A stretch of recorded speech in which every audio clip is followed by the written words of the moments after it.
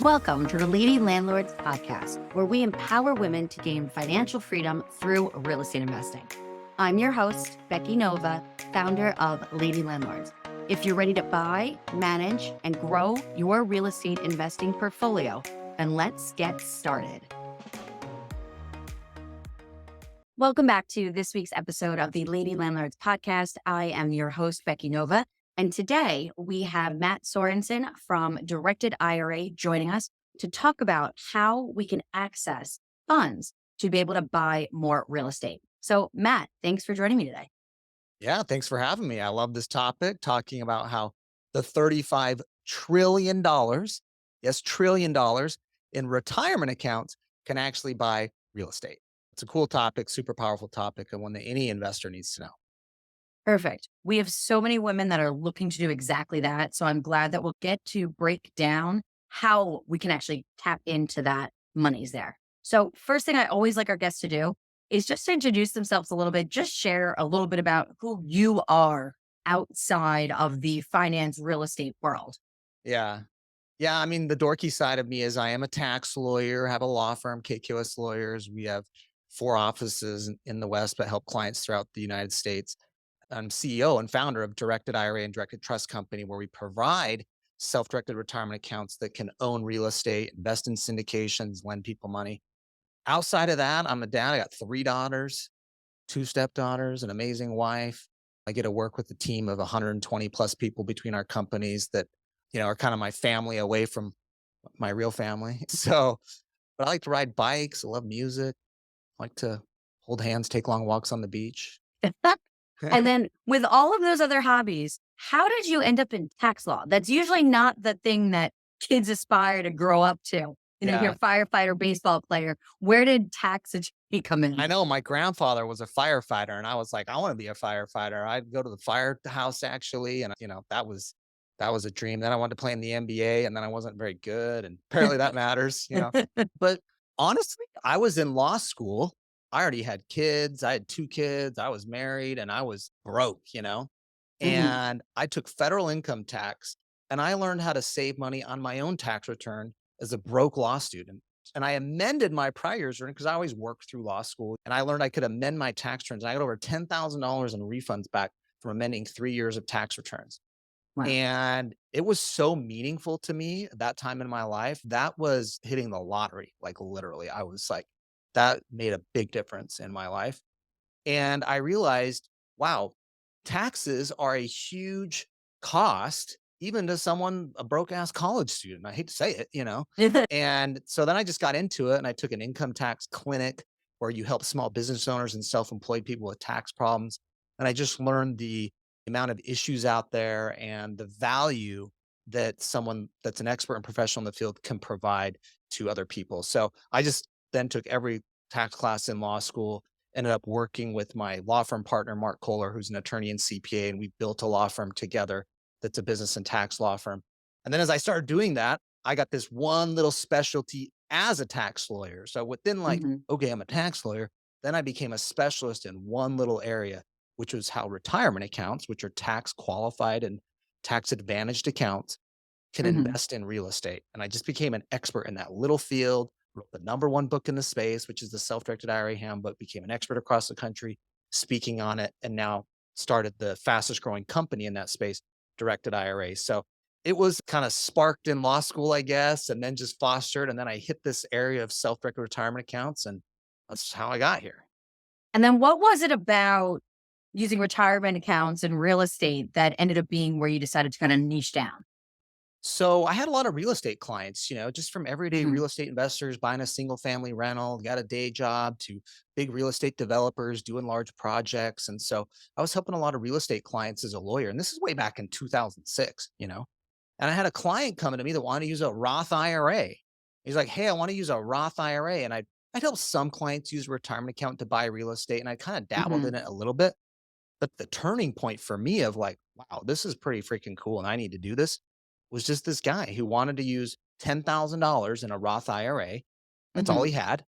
He's a successful real estate developer and he wanted to go to an option contract on a piece of land. He wasn't going to Mhm. buy it, he just wanted to contract an option on it. So he paid the landowner $10,000 for an option that said within 5 years, I get to buy this property for a purchase price of 450 grand. Now, the reason this guy wanted to do this, this client who's a developer, and he knew that this land, which was against a highway, was Mhm. going to become freeway commercial because the state and county were going to put in an exit. That was planned out in the next 3 years. So we got the option and the right to buy it at 450. Now the property was only worth like 350 max. So the landowner was like, cool, I'm going to take your $10,000 from your Roth IRA and I have to sell it to you for 450 within 5 years if you decide to. And he's like, and I'm totally willing to do that. So he's like, what's the downside for me? Right. Yeah. So the client gets it in his Roth IRA. So his Roth IRA pays the 10 grand and I help him do the transaction. Well, 3 years later, that exit goes off of the highway and this property turns into highway, freeway, commercial property. It's now worth over $1.5 million. Now, my client's Roth IRA has the right to buy it for $450,000, and he's paid $10,000 for that right. What he did was he sold the option to another developer for over $1 million profit, and that $1 million went into his Roth IRA. Well, this is a sophisticated client. He could have done that deal personally, but he decided to use a Roth IRA because that whole $1 million went into his Roth IRA from a $10,000 investment, zero tax. And that was the power of a Roth IRA. And I started getting a lot of clients that want to use Roth IRAs in particular because they're totally tax free accounts. And so that was kind of like the connection of all my tax background and then real estate. I owned a title company too. And like all this stuff came together. And I'm like, wow, adding in all these concepts together for the right type of client, a real estate investor, it could be a super powerful strategy.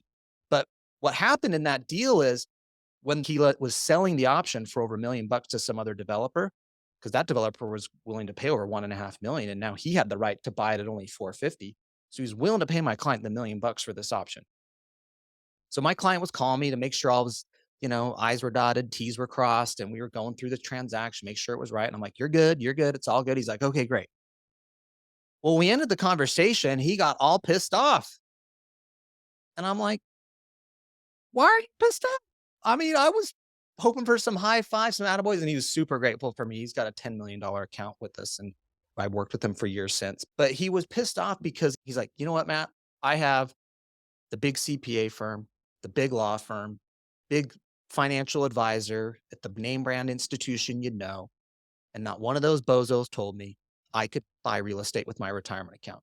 They know I love real estate. They see my tax return every year and that I've built wealth and had significant income from real estate. And these morons were telling me to buy mutual funds with my retirement account. He's like, I had to self discover this. And I'm pissed off that no one told me about this 20 years ago. And so at that moment, I was like, you know what? I better get on this because there's a lot more people out there like him that love real estate, that think they could do better in real estate, whether it's a traditional IRA or a Roth IRA. I don't care the account type, but they can grow this long term wealth better in real estate than they could just buying a mutual fund they don't understand. And so that was kind of where I decided I'm just going to be an expert in this and I'm going to go out and get the word out. I think that's great. And thank you for doing that. So we could be here having that conversation. So we're talking about a lot of different terms here that I just want to make sure that we kind of get broken down. We're talking about Roth IRA, traditional IRA. That I think for most people, everyone gets them confused. Can you go through just briefly description of both so we know which one we're talking about here today? Yeah. And so it's also the same as like traditional 401k, Roth 401k. So traditional and Roth, what the difference is in a traditional account, whether this is IRA or 401k, if it's traditional, what happens is the government gives you a tax deduction to put the money in. So if I put $5,000 in my traditional IRA, I get a $5,000 tax deduction on my tax return that reduces my taxable income by 5,000 bucks. So if I'm in a 20% tax bracket, that might have saved me $1,000 in taxes, right? That's cool. Mhm. But with the traditional, the good thing about it is I got that tax deduction. And the government says when you invest that account and you make money, and I don't care where this is, you buy $100,000 of Facebook stock and you sell it for 150, or you buy real estate for 100,000 and you sell it for 150, that whole $150,000 gain goes back into that IRA and there's no tax.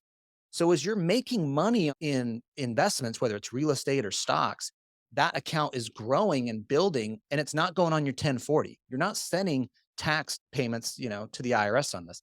That's one of the perks of all retirement accounts is they grow and you get to reinvest every penny to the next deal. And when you think about investing over 20, 30 years, whatever the time horizon is with your retirement account, that's a huge benefit that every dollar gets to get reinvested and grow into the next deal. So that's how a traditional works. Now, the catch on a traditional is when you pull the money out at retirement age, which is 59 and a half, as you start pulling money out to live on this money in retirement, you pay taxes, you're pulling the money out. So it's called tax deferred, or sometimes I call it tax later, because you're going to pay tax later on down the road, which is still better than paying tax now, right? I like Hmm. that. I get to kick the can down the road and I get to reinvest every dollar to keep growing and building that nest egg. But the IRS does get you later. That's not changing. Yeah, that's not going to change. They love their money. So a Roth IRA is a little different. You don't get a tax deduction when you put the money in. So if I put 5,000 bucks in a Roth IRA, I don't get a tax deduction. The IRS is like, good for you, but you're paying us taxes the same you would have if you didn't put the 5,000 bucks in. So no tax deduction away in. Now I still get the same treatment as I'm making investments and growing it, whether it's stocks or mutual funds or real estate. That money's all going back to the retirement account. I don't pay tax. It gets to reinvest every penny and keep growing it. The Mhm. cool thing about the Roth IRA though is when I pull money out at retirement, there's no tax on the way out. It's totally tax free. So Roth IRAs is the most popular account we have because clients love knowing they can build and eventually have a totally tax-free portfolio of assets, whether again, this is real estate or stocks or whatever it may be, that they can pull on. And the kind of the concept of the Roth is I'll give up the tax deduction on this little smaller amount I put in, this 5,000, because I can turn that 5,000 over 20 years into 50,000 or 100,000. And I'd rather pull that out, the harvest, so to speak, Hmm. no tax. So that's the perk of the Roth account. And those are the two differences. Gotcha. I've always kind of wondered this. Where did Roth come from? So it's Senator Roth from Delaware. That's where it came from. He was a senator from Delaware and he's kind of a champion of the account type. And honestly, it was a government compromise because the government loves Roth accounts, actually. Why does Hmm. the government love Roth accounts? Because in traditional accounts, the government that's in power right now, Congress, gives you a tax deduction and doesn't get to spend that money. It reduces the budget. But Roth Hmm. accounts doesn't reduce the budget today.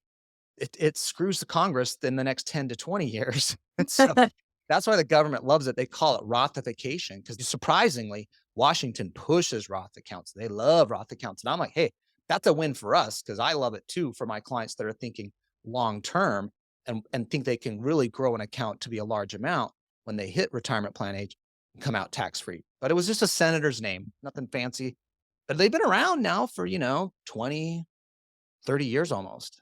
I love the idea of the Roth and everything that you're saying about that. That it sounds like not only does it help Congress, which I could care really less about, but Yeah. helping self care. Because really, what we want to do, and the whole reason that we're all real estate investors, is to grow wealth over time. So I love the idea of not having those tax issues later down the line. Yeah. Prefer that much better. What is the benefit to using Yeah. the traditional IRA? It's literally just because I don't have to worry about the tax implication in this moment.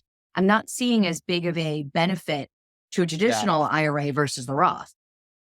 Here's what happens with traditional is, frankly, a lot of people have traditional dollars because that was their company 401k plan. They had a company retirement account. They worked out for 20 years. They contributed to it. The company did some matching, and those are traditional dollars. And they got tax deductions for it, and they liked it. But now at the end of the day, they're like, I have a $400,000 traditional 401k. And so most people who come to self direct are actually not starting an account with zero and dropping their $6,500 annual contribution in. Most people who come to self direct an account and buy real estate have a 401k plan somewhere else. They had some old employer they worked at where they built it up, or they have a TD Ameritrade or Fidelity IRA they've been trading, and they transfer that or roll that over. And so they're already sitting in traditional dollars. New accounts that start at zero, I would say 90% of those, 95% of those are Roth IRAs with us. But traditional accounts, we get a lot of them because it's just what's out there already and they're rolling over. Gotcha. So is that how most people will start to use then that IRA for real estate investing is because they had money usually through a W-2 company. They had Mhm. that in a 401k. They rolled over. now they have their own IRA, and then that's where they're using funds from? Exactly. And that's like that $35 trillion I mentioned at the front end. I mean, that's how much money is in US retirement accounts. I mean, this is the most investable section of money anywhere to invest in anything.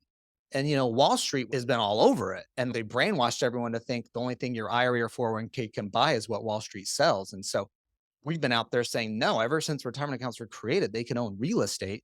It's just people have been brainwashed, didn't even know it was an option. And so if you have a little sliver of that 35 trillion, and by the way, half of that 35 trillion is already in IRAs. Actually, 13 trillion of that 35 is in IRA accounts already. And those can move whenever. You got your money's over at TD Ameritrade. You can move it over to a self-directed IRA, and we can get into how that works and go buy real estate. Right. Old employer 401ks, you got an old employer 401k, you can move that over. Where people get stuck though is if they have, let's say, a 401k at a day job where they work. And if you are not retirement plan age or you're still employed there, your money's locked down to whatever 401k provider your employer offers. You can't move it out to self-direct. So you got the Dunder Right. Mifflin 401k, and you're Michael Scott in your 40s or 50s, you're locked down. But there's a couple exceptions to getting the money out. So let's say, if you stay with the office for me for a second, Mhm. most people have seen this.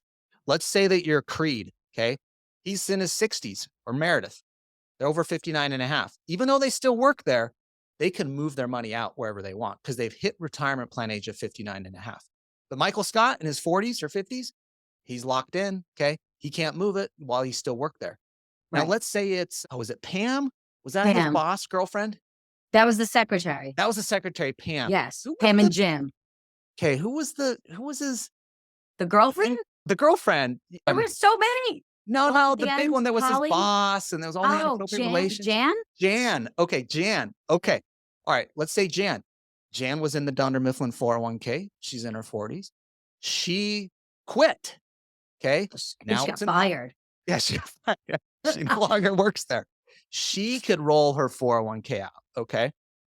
Now hang with me for one more example if you were on the office. Okay. Because think of Dwight Schrute. All right. Now, Dwight Schrute, he's got the Dunder Mifflin 401k. He's putting his money in it, but he also has a side business, Schrute Farms. Okay. Mhm. He can have his own retirement account and his own 401k plan actually in Schrute Farms. We call them solo 401ks, which can be really cool for self-employed people that don't have any other employees in their business. So there's a whole nother account option over there for people that have a small business with no employees and they can self-direct it, or they can even have a day job and a side hustle and do their own 401k plan. It's called a solo 401k, and that can be self-directed, and we do those too. So everyone's a little differently situated. If you're sitting with an IRA, it's really simple. You can easily Right. self-direct and move your money. If you have a 401k, you have to think, do I still work there or am I retirement plan age? And if you're retirement plan age, you can always move it out. If you don't work there anymore, you can always move it out.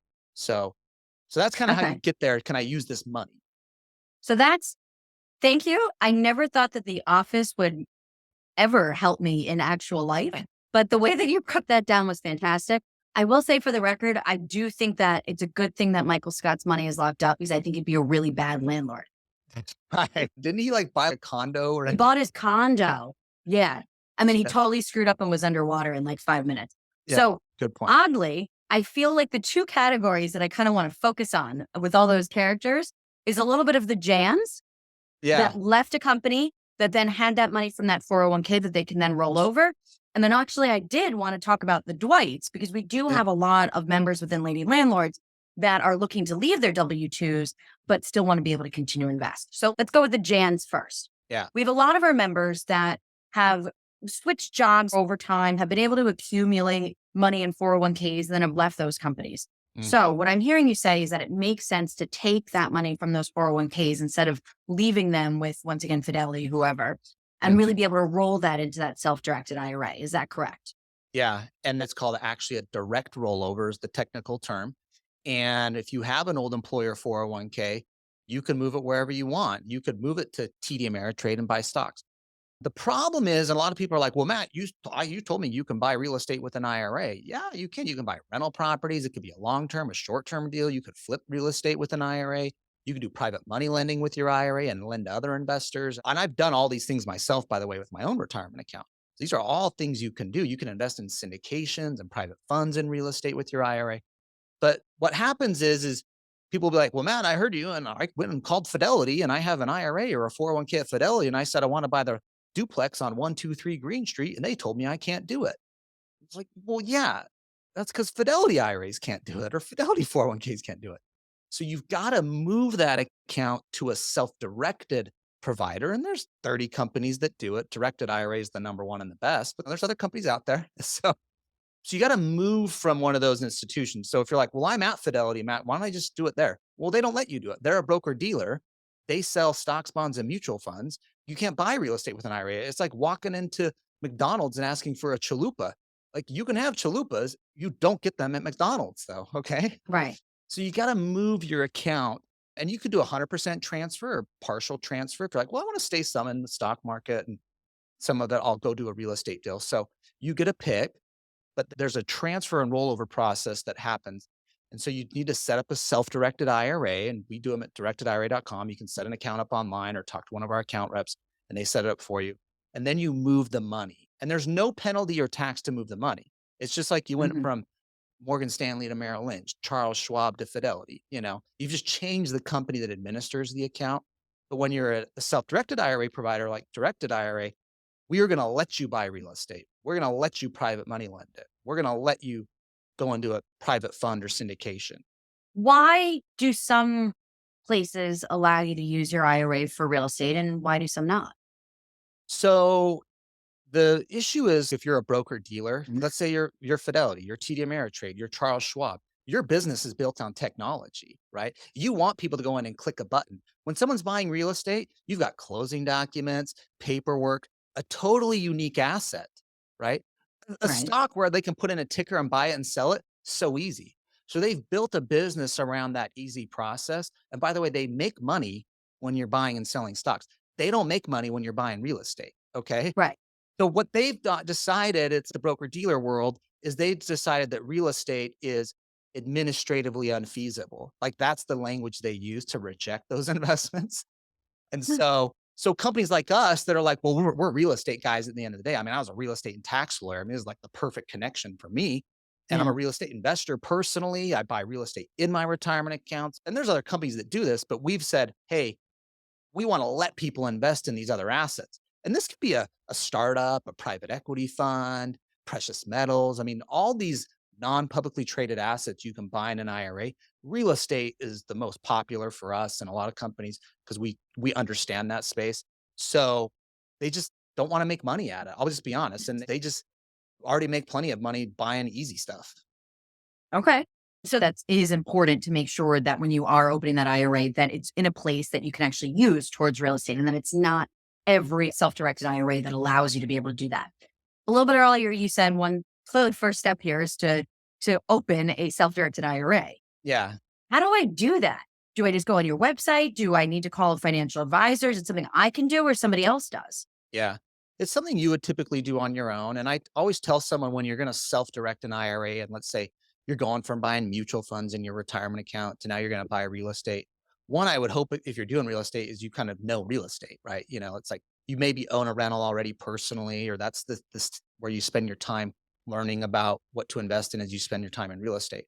So what you'll do is, and you don't need an advisor. There are some financial advisors that work with people that buy real estate. We have some on our website, but 99% of people don't. They're kind of entrepreneurs, investors, do it yourselfers. And Mhm. so it's really just three steps. One, you open the account.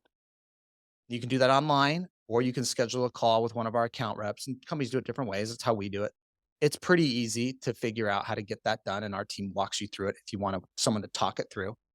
And we have e-sign and all the stuff that's easy. The second thing is you have to have the account funded. Now, like I said earlier, most people are transferring money from an existing IRA or an old employer 401k. And so you got to fund the account and we do that for you. So you're going to fill out forms with us and we're going to send it over to your other institution. And we work institution to institution to send money around all the time. So they will then send money from, let's say, your TD Ameritrade account or your old employer 401k at Fidelity. Then that rides into your self directed account with us. And then the third piece is you're going to authorize us to invest it. And so you're going to say, all right, I want to invest in the XYZ syndication buying an apartment building. All right, I want to lend it to Sally landlord that's flipping a property and needs rehab money. Or I want to go buy a rental directly myself with the retirement account. And so you authorize the investment you want to make and you'd send us the documents. We don't show you what to invest in. I don't have like a menu of investments for you. It's whatever you want, you know? And so since real estate's so unique, it's like, go find what you want and find deals and cut deals or work with an agent or broker or whatever it is to go find your deals. And so that's it. It's 3 steps. Open the account, fund it, and then authorize the investment. Okay. Couple questions within there. One, let's take our Jan again. She wasn't at Dunder Mifflin very long. She doesn't have a Yeah. whole bunch of money in there. Yeah. Is this something that's really only going to be reasonable for somebody to do if they're moving over hundreds of thousands of dollars that they have in retirement? Or could somebody say, great, well, I have $10,000 here, $20,000 here. Because when we all leave companies, that's always my biggest fear is like, I'm going to get to retirement age. And then all of a sudden be like, I have no idea where those things are from those different places I used to work. But sometimes when you change jobs, as many millennials do, often we tend to have little pieces of money in different places. Is it still worth to open a self-directed IRA to use towards real estate purposes if it's only $10,000, $30,000? Or is this really something that I should wait till I have a significant amount of money to be able to roll over into it? Great question. And I would say it depends. Investments are going to be very different across the board as well. So how's that for a lawyer answer? But let me give you a couple examples. I'll just give myself as an example. I was advising clients on this. I already became an expert, wrote the first edition of my book, and I hadn't self-directed my own account yet because I was starting to contribute to a retirement account. I was a broke law student, kind of getting out of my student loan debt. And so it took me 3 years of contributions to be able to self-direct in the 401k. And I actually self-direct my 401k account and I do Roth IRAs. I do different things. But I kind of think like around 50 grand is enough to do a lot of different real estate deals. Like the first rental I bought was 85,000 bucks. This was in 2017, single family rental, 3-bedroom, 1.5 bath in Indianapolis. I bought it for 85 grand in 2017. 45,000 of that was from the retirement account. The other 40 grand, I got what's called a non-recourse loan. So there are banks that will lend to you on properties, particularly rental properties you're buying with an IRA, but they have to be these kind of specialty non-recourse loans. And what that is the bank will lend the money and they'll say, hey, in the event of a default on this mortgage, we agree we can't come after you personally or the IRA. And there's certain rules in the IRAs that restricts the IRA's assets, other assets to be in collateral or from the IRA owner guaranteeing the debt. So it has to be this kind of non-recourse loan. But basically what that means is you can extend purchasing power for rentals in particular by getting a non-recourse loan. And most banks will require 30 to 40% down from the retirement account and they'll finance the rest to purchase it. So, but I bought that property in 2017. I sold it at the end of last year, by the way, for $185,000. And so I had over $100,000 gain in 5 years on that property. Plus I had mortgage pay down and all the other great things from rental. I had cash flow and all that. So, and right now I private lend my money. I lend my money to other real estate investors needing it for acquisition and rehab costs. And I lend it out at 12% interest and 2 points. And so, but I kind of think once you have about 50 grand, there's a lot you can do. You could probably buy a cash flowing rental. Now, not in California, but there's markets where it's possible and get a non-recourse loan. You could be a private money lender to other real estate investors that maybe need some rehab costs to be funded on an acquisition. You could invest in a syndication on a real estate deal around 50 grand. The people, if you're only like, well, I only get like 10 grand or 5,000 bucks, the only ones where that works for is like my real estate investor client that does a ton of deals. And I have lots of those. I have lots of real estate professionals that are like, I'll just wholesale a deal, Matt. I can wholesale a property for 5 grand with my IRA and I'll make 10, or I can do an option on a land deal if I'm in that space. And so people that are kind of deal makers can get away with the $5,000, $10,000 accounts and build those up. But that's not me. Like I'm running a business with 120 employees. I don't got time to cheap real estate deals. I'm going to do buy and hold rentals or private money lending. Like that's my lane. Right. I'm very similar to that. I appreciate that you mentioned that personal example just because it also shows how you can combine the money that you're using from that self-directed IRA with a mortgage, right? It's not that you could have to then buy completely in cash and you're then limited by solely the amount that you have in the retirement. So I love that you brought that up. Thank you for doing that. I'm really mentioning that this is something that we can combine with taking a mortgage out, with taking another type of loan out on a property to really give us more purchasing power. With that, when I now open my self-directed IRA, I now fund it. I have at least 50K in there. What happens when I'm still looking for that deal? Should I be opening this account right when I know that I have a deal, whether it's a buy and hold, whether it's private lending, whether it's a syndication? Should I open it right before that? Or what happens with my money when it's sitting there if I don't maybe want to invest until 2025? Yeah. So what I tell a lot of clients is you're going to need the account ready to go when you find a deal, because the best real estate deals you got to move fast on, you know? And so if you're Right. like, well, I got to still open the account and do the paperwork, and which is not hard. I mean, I can open your account in 24 hours. Like our team will get your account open fast. The tricky part is getting the money moved over. If you're at like TD Ameritrade or Fidelity, we'll get it in 3 or 4 days. If you're at like LPL Financial or there's different institutions, I know it's going to take 2 weeks. And Right. so we know that our team tracks that because we're opening 30 to 40 accounts a day. We're like funding them from all these other places, and we kind of know the wait time. But what I tell clients, a good strategy is open the account, get it ready, and maybe get $10,000 over there. If you're like, well, I want to stay in the market with everything else, I got 300 grand over here that I will put into a real estate deal, but I haven't found anything. Get the account open and get enough money over there to do an earnest money deposit. So when you Mhm. find a deal, you can move on it and get it under contract and get the earnest money in. And then as you're getting ready to close and you're doing inspections and everything, you move the rest of the money over. And then it's easier to get it over and get it funded to do a deal. I will say though, a lot of real estate clients use what's called an IRA LLC or a checkbook IRA, which is this strategy. And we set them up in my law firm, KKOS lawyers, all the time. But rather than your IRA buying the real estate directly, where your Mhm. IRA gets the rent check, your IRA gets the gain when you sell, when there's a cost to fix it, you got to authorize it out of your IRA account with us. You know, it, there's a lot of back and forth sometimes for like a rental in particular or a property you're going to rehab and flip. So what a Mhm. lot of real estate clients like to do is rather than their IRA owning the real estate, the IRA owns an LLC 100%, and the owner of the IRA can be manager of the LLC.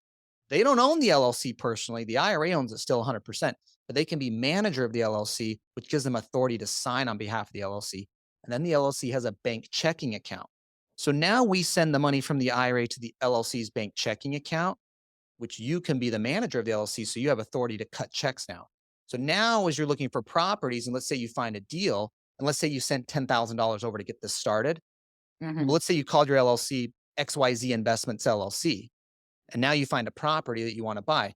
Well, now the purchase contract is going to go in the name of XYZ Investments LLC, and you can sign as the manager, and you can send the 10,000 earnest money check or deposit or wire, and it's all happening at the LLC level, and so you can move faster. Then, of course, if you want to send more money over to close, you'd send it to your IRA, and then we'd invest more money from your IRA into the LLC, and then you Mhm. fund the more money from the LLC to close. But it's also nice because now the LLC has this bank account, and you can just pay the contractors out of it. You can even have a debit card with it, so you can order supplies or materials that need to get to the property. So that's a structure a lot of people use is this IRA LLC, particularly real estate Right. investors. Just gives them a little more control of the deal, where they can sign contracts and manage the money easier too. I feel like that also working with lenders or even just sellers that might be naive when they see kind of like where funds are coming from or that it's coming from an Yeah. IRA. I feel like the checkbook concept would also just make it a little bit easier for people to wrap their head around if this Yeah. person really has the money to be able to purchase that property.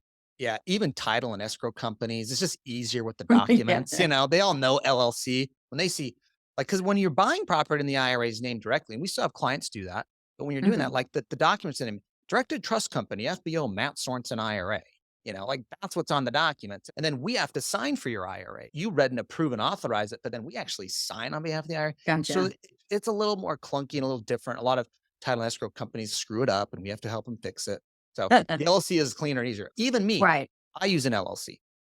I mean, Right. I'm in the office and can push the buttons. I know the forms and all the things to do. But even I use an LLC just because it's easier. Right. No, I like that idea. I like kind of coupling those two things together. So then let's shift from Jan. Let's talk about Dwight now.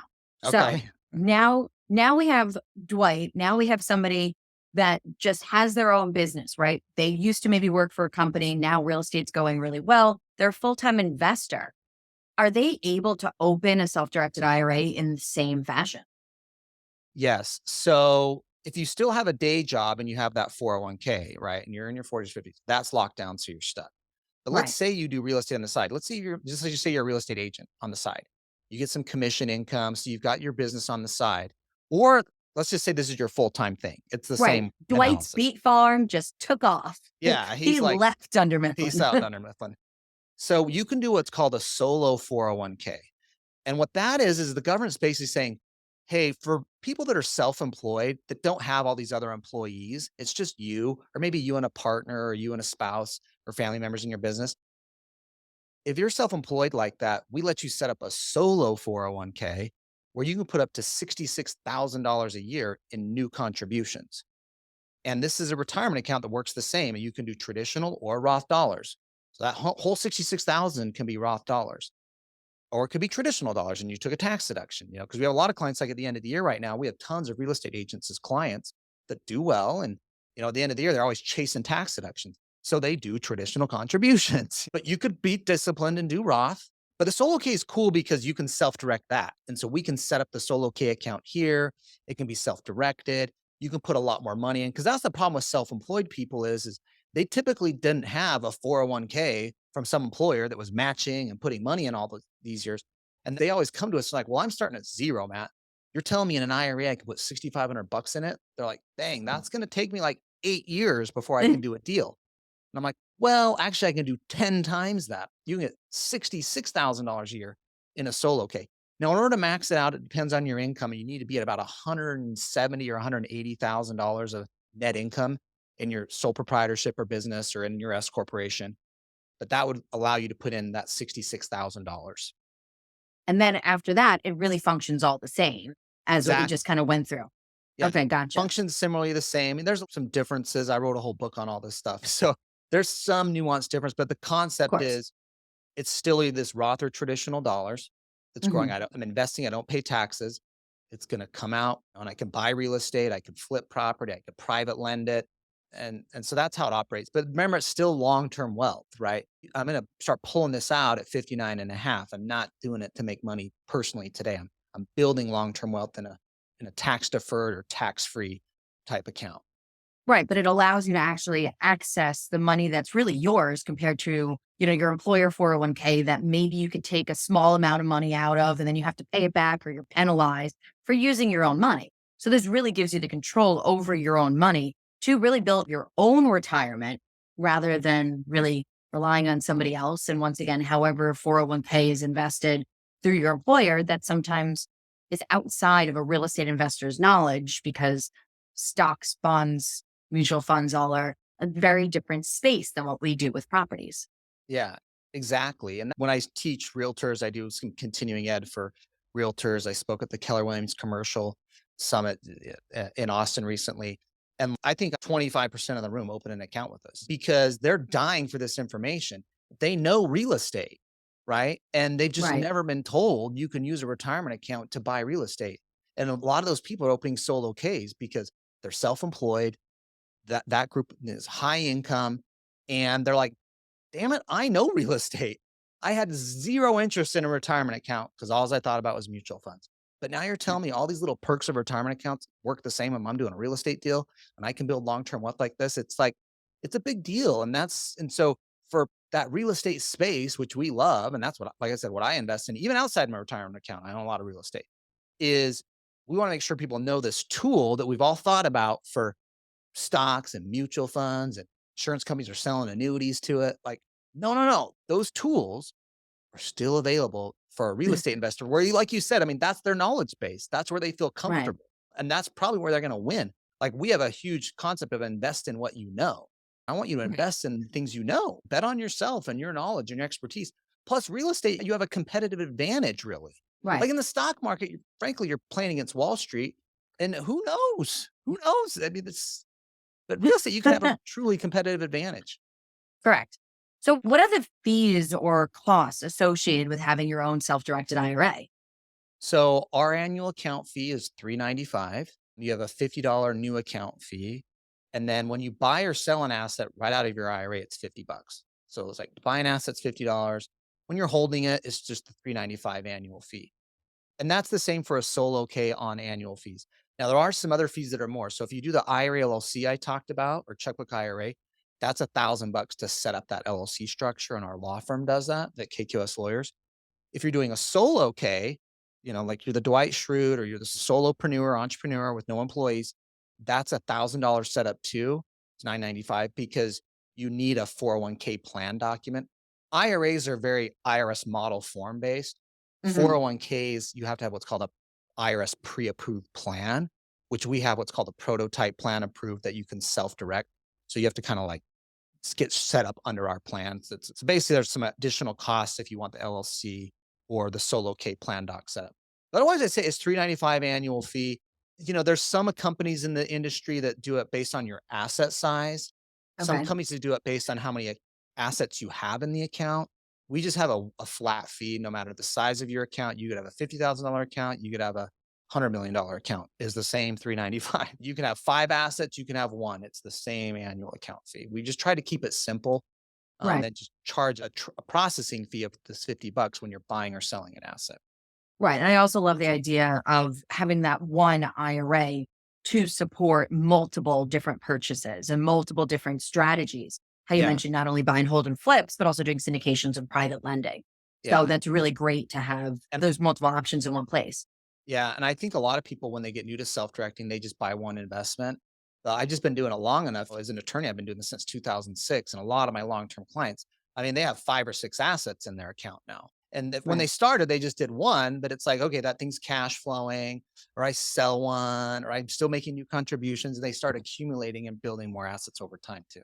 Is there any type of penalty or then cost if people want to access then that capital, right? With a 401k, you can take your penalty and you can get your money Yeah, sooner. How does that work in self-directed IRAs with real estate investing? it's the same. Now you have to have the cash available, right? Because you could distribute out property actually, but if you're like, I need cash, you could sell an asset or you could distribute out cash flow early, but you have early withdrawal penalties, which is a 10% penalty to get the money out. Mhm. Plus, if it's traditional, you got to pay taxes on the money. One of the cool things about Roth accounts, though, and this is if it's a Roth IRA or Roth 401k, but think of like the Roth IRA, you can put $6,500 in a year into it. Okay. Let's say you put Mhm. $6,500 a year into it for 10 years. And even I do a Roth IRA. And so every year, because that's an awesome, powerful account. Sure, it's only $6,500, but over time, it really matters. So the contributions you put in, you can always pull out tax free whenever you want. So let's say I Right. put in 10 years of $6,500, that's $65,000 of contributions. Let's say the account is actually worth 200 grand. Well, I can always take out the 65,000 with no penalty. The additional was that 135 on top of that.